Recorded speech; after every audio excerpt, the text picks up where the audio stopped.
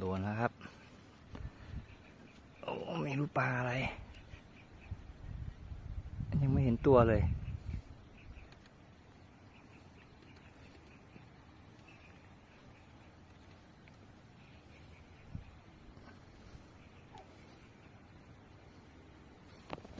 เบ็ดตัวเล็กด้วยนี่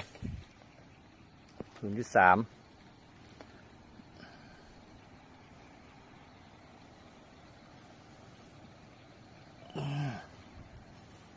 ไม่ยอมขึ้น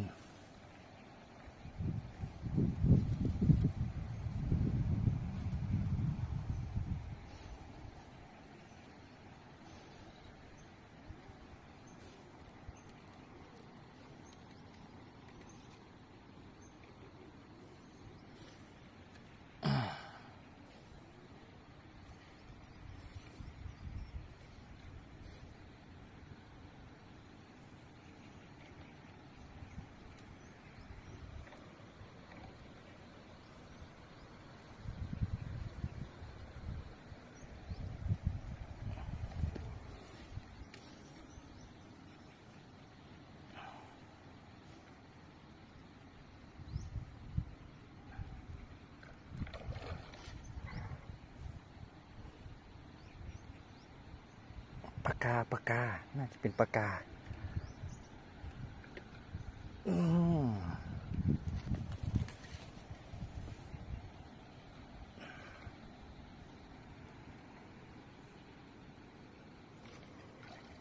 ยังไม่ยอม